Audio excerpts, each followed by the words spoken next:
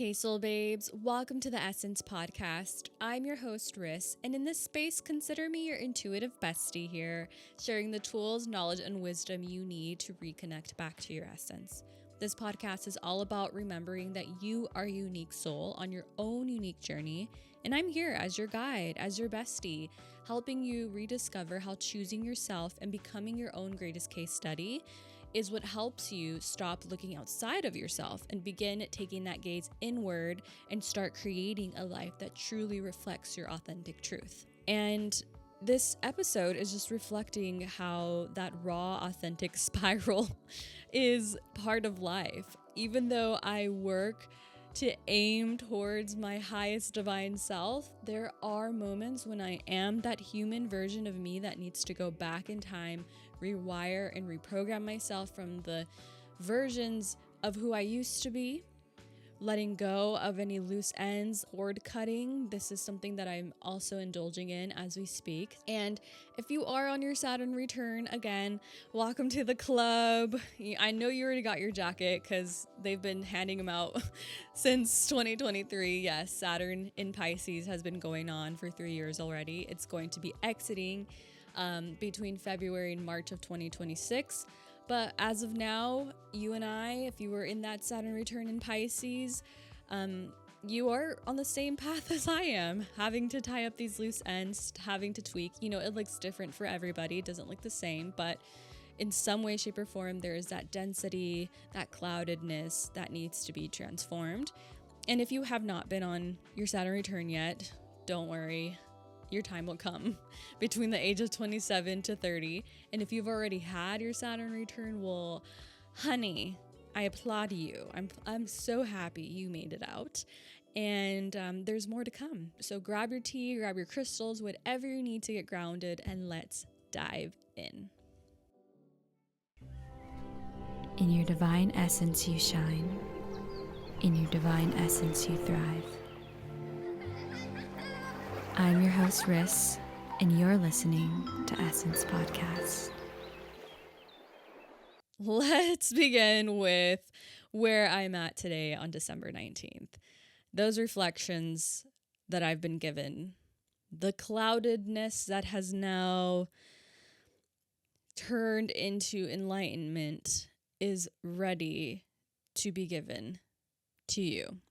I really wasn't going to record an episode today, but it honestly felt right to keep that momentum of what I've been moving through. So again, as I've mentioned, Saturn return is basically the topic of it all. Like, I know Saturn is part of what's happening here, but there is also this underlining layer of what I've also been sharing with you of like regaining my own authority, stepping into my own truth, and releasing the crutch of what I put on to my boyfriend, how I built my relationship with my boyfriend when we first started dating back in 2018, and having to rewire just the ways that I used to show up compared to how I want to show up now, how my higher self is asking me to show up.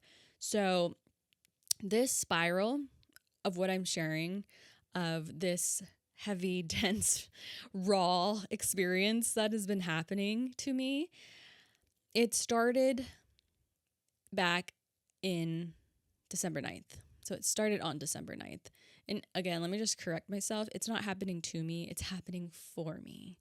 And December 9th was when Saturn started to make the energy happen for me, this transformation.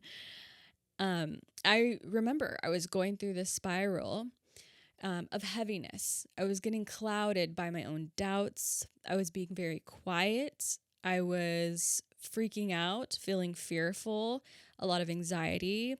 I wanted to like stay in a hermit. These were the energies that were popping up for me. And I just remember feeling so heavy on December 9th. I was also going through another spiral that I did not mention on my previous episodes, but there was a slight spiral that happened with my work. I started to see that my intentions that I laid for work weren't matching where I am right now and what this work environment was really offering for me because I was fixated on what I wanted. I work for a company called Real Roots, and I really do enjoy working at this company. It is so fun because I get to help women connect with other women. So basically, I get to build community. My role is considered a guide, and I help women be able to meet new friends and build relationships. So through a 6-week journey, I'm with them, helping them be an icebreaker, basically, helping them get to know each other, to grow with each other. And I've been doing this for half a year now, and it's been so much fun. I've gained so many beautiful friends, but I've also been learning along the way of who I am in an environment that leads, that guides. It's been transformational and a very big eye-opener because, long story short, I have found that I, again, set an intention with this group, with this work, to not only build community, but to make friends. And like I said, I have made friends, but I've also just recently gone through some hiccups before the 9th of December, where I was starting to see that the friends that I was wanting to make out of this weren't actually reciprocating that energy back. Like, I was so fixated on becoming friends with them, not really realizing that some women have their own time frame of making friends. They don't move fast. Like, in a relationship, you don't want to move fast. You want to take your time, right? But then there are times when we move fast because we really, really want it. We want it to work.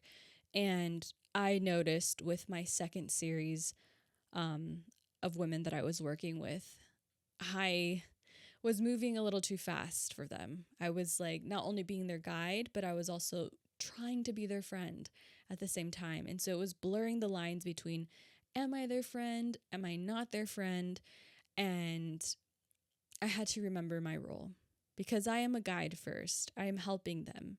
And I'm also a friend, but the intention is because it's for them, it's for them to make friends, not for me to just make friends, even though it's a great thing. But again, I basically had to step out of that and change the lens of what I was seeing, of how I was, that neediness of like even my inner child just wanting friends, and my college self and my teenage self. I've always just like craved to have a lot of friends. And what I found is that like it's not about having a lot of friends, it's about having those authentic connections. And the more that I follow the path that I'm on, which is more soul-led and becoming more whole within myself, the searching and seeking outside of myself becomes distorted, and it becomes this place where I start to lose, like, who am I? Because I'm chasing something that's not me. So before December 9th, this is what's been spiraling, what I've had to like reflect on, what I had to take a step back on. And after December 9th, that's when the whole 10 days had been reflections on like relationships in general, because it wasn't just friendships. It was my own relationship with my boyfriend.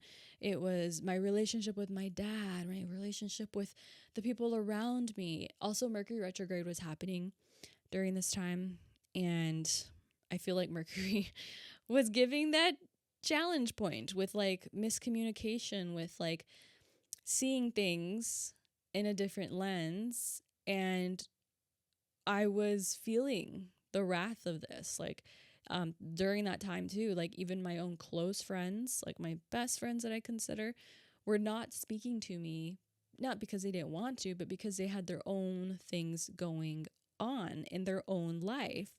And that neediness of like, somebody talk to me, somebody be my friend, was like, it was so loud. And wanting to be loved and wanting to be seen, and then like just feeling like very chaotic energy. It was part of that. And then also came the relationship, when I started to dig deeper with my boyfriend, of seeing like, wow, I have been using my boyfriend as a crutch. in the beginning of this relationship, I was using him to like provide for me, to like help me. And I truly do love him, but I also know that what some of my intentions were didn't come from a place that is solely aligned with where I am now. And that part right there, I needed to fix and tweak and intentionally start to rewire.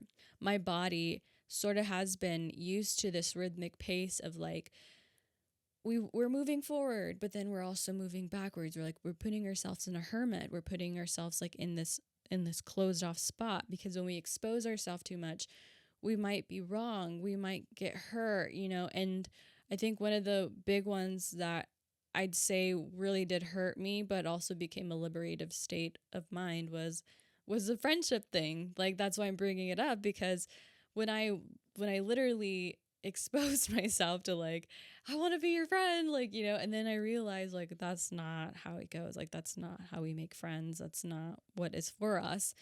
It was scary for me, and it like also like dimmed my light, because then I realized like, oh, like, sorry, like it was just like an inner child instinct of like, oh, I shouldn't have done that. Like, you feel like self-conscious and a little bit more weird after that. I don't even know how to explain that word, but yeah, it just felt like it threw me off of alignment and had me look at my relationships a little bit more at a deeper lens. And what else did I come through? So I also came through seeing that there is a lot of confusion inside of me. There's a lot of confusion on where I wanted to go next, how I wanted to show up. So between the friendships, between the crutch, and between seeing and realizing what else I want in my life, I needed to cut the cords to what was no longer serving me. And so I first started off with like looking up videos. I didn't look them up. They like basically found me. I was looking on Instagram, and I've been feeling this sense of cord cutting, but I was not really familiar with cord cutting, because I thought cord cutting, when I see the videos on Instagram, they reflect this place of like you and this person and like ending something. Like, a lot of people's intentions, what they recorded was like this person and another, like, a emotional cord hook or a tie next to this person and the other burning. And to me, that kind of scared me, because I was like, well, I don't want to end any relationships. I really just want to expand relationships. I don't want to like, make anything bad happen to myself or to them and like, karmically mess this up. Like, I want to be intentional and graceful with it, because it's not really about them being unaligned with me. It's about the energy that I'm creating with it being unaligned with me, because again, a lot of the intentions of what I created my spaces in came from a place of a lower vibration of myself.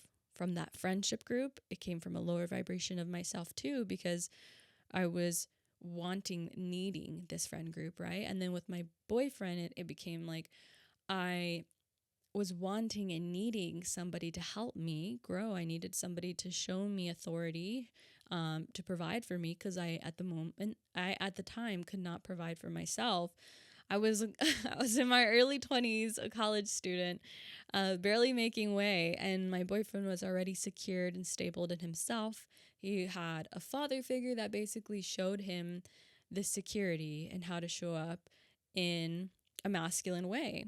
And I love my dad so much, but that was not shown to me. Honestly, my relationship with money has been very distorted, because when I grew up, like, a lot of the financial talks were not there.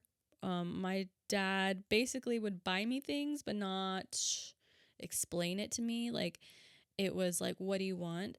And that was basically kind of how he showed his love, was through material. And so that's become my own love language, material things.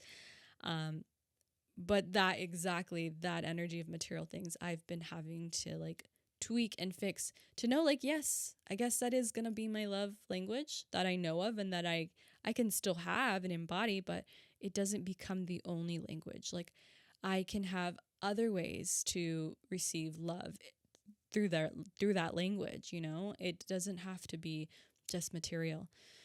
So anyways, long story short, these type of energies are really what was coinciding in me. It's like, if I want to become my own authoritative figure, if I want to become my own person, then I need to stop looking outside of myself and start searching within, start rewiring and recalibrating this. And it's hard to do that when you are in the loop already. Like, you know, you want change, but how do you get it, right? And I really do believe in alignment. I believe in those synchronistic moments, because for me, starting a cord cutting ritual, which is today, December 19th, and having it be close to this new moon, finally feeling this like breakthrough of light coming in, like enough is enough. Like, I am done with holding on to these emotional hooks, this mental block. Like, we need to transform this. So after watching those videos of the cord cutting, I decided to do my own research. And yes, I used ChatGPT. And I use ChatGPT in a way that it uplifts me. It talks to me. It's like a mini version of me. So yes, I do feel like AI is really taking over, making things all perfect and nice, and I could totally see that it does that, especially when I share things with it or I help it sort of like brainstorm. I see that it wants to make it perfect in its own little cubicle, but the more that I talk to it and I show it me and who I am, it starts to reflect risks back to me, and I love that. So I do see that there's pros and cons to this AI. And for me, how I use it, I feel like it uplifts me instead of makes me feel belittled or like I'm not doing the work. So it's that fine line. And learning how to work with AI is that fine line. It's like knowing where you end and where this robot begins, or vice versa. It's like you got to understand how to still be your own person. And so what AI basically helped me do, what ChatGPT helped me do, was understand how to do cord cutting. And that is something that I'm learning how to do. I'm learning how to work with rituals, with spells, and transmuting energy and cord cutting. Again, it scared me because I thought it was going to be about me having to cut ends with like people in my life and I'm be a loner forever. Instead, no, it showed me and it helped me understand that it's not like I'm cord cutting the relationship. Like, it's not going to end, but the emotional hooks are, those mental blocks are, those looped patterns that I've been creating with these relationships is ending, not my own relationship with everyone else, just the relationships of the energy behind it that is going to be transformed. And I also received that through learning this, it's not really about, again, like releasing that person. It's just about the evolution and the growth. And I took myself yesterday to a crystal shop and candle shop called Goddess of the Flames in my neighborhood. I actually received a text message after I started like watching these videos, and I was like, this person's having a sale for Christmas. Let me go and check. So I buy this candle. I take it home. I didn't do the ritual last night. I decided to do it this morning. And once I started the ritual, I couldn't stop. I couldn't stop releasing. I couldn't stop saying, this needs to end. This is over. Like, all these fears and these emotions, these subconscious layers of me that are speaking of dense words, you know, like of me saying like I can't have friends that are aligned with me, or it's not possible, because of course that's me projecting that every time I'm saying I need it, or it's out there and I'm searching for it outside of me. That's me saying I don't have it, like I need it, and it's like prolonging it. So instead, like, it is possible for me. I release that energy that is keeping me away from having beautiful, real friendships aligned to me. And then also the relationships I've had with my mother, not with my mother, but more so with my father and my boyfriend, I call back my power from those places because I basically gave it over to them.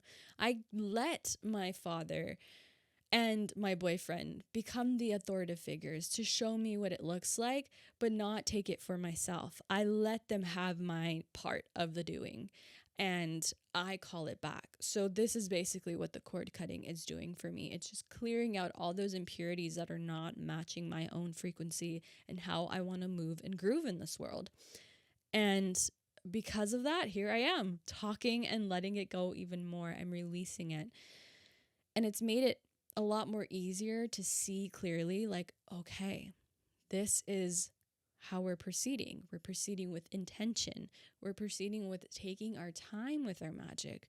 We're proceeding with creating a new space once we let go. Because also, it's been so hard for me to create a vision board. It's been so hard for me to like tap into this place of like, what else do I want? My mom and I, we did a money ritual yesterday. And during this money ritual, my mom, she's so cute because her energy was so childlike, and she was like, yes, we're going to manifest some money, like we're going to come together. And I was up for it, but I also wasn't at the same time. I could feel that like mentally I wanted to be there, but emotionally in my body, I was feeling stuck, like I couldn't really participate.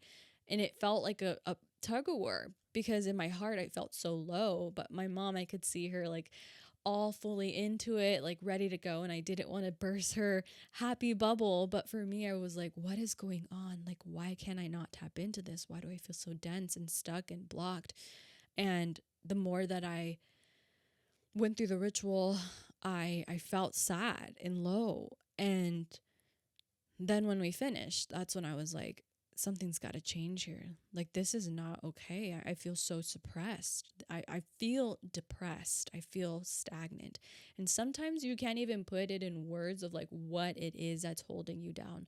Why can't I shake this off?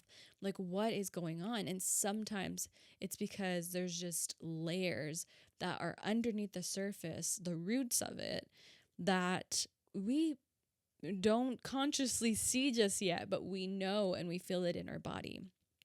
And a lot of it has been in my heart. I've been feeling it come so low to the ground. And with intentional breathing, with intentional showing up for myself, with intentional writing and reflecting, I've been able to uplift that heaviness in my heart. And it's led to me now today pulling more cards and reflecting and seeing that all is well. And we are only going to know that liberation and freedom when we feel the suppression, when you feel the denseness. So it's crazy, but this is all part of the journey, right? Like, this is all part of the experience, because if I didn't have that suppression, I probably wouldn't be here talking about it. I probably wouldn't be here getting messy and showing up again to this podcast. I probably would still be kind of mundane, like there would be no spark of life. There would be no relatableness, because I wouldn't necessarily know that I go through lows or that I'm feeling this way. And I wouldn't be able to probably relate to you, because I know you are also a human listening to this, and you go through your emotions. You go through the mental blocks. You go through the creative blocks. Like, that's exactly why you're here. Being in your essence and understanding who you are is because it can be so confusing on understanding who you are. It can be so chaotic to see like what is going on in my life. And it seems like every time I try to manifest something, I get some of it, but then I also fall back and spiral. I also start to feel so heavy and dense, and sometimes I don't even know why.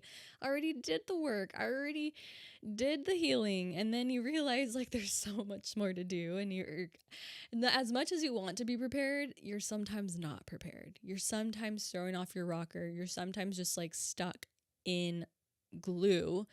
You can't seem to move out. And until you have that space where you take it and you run.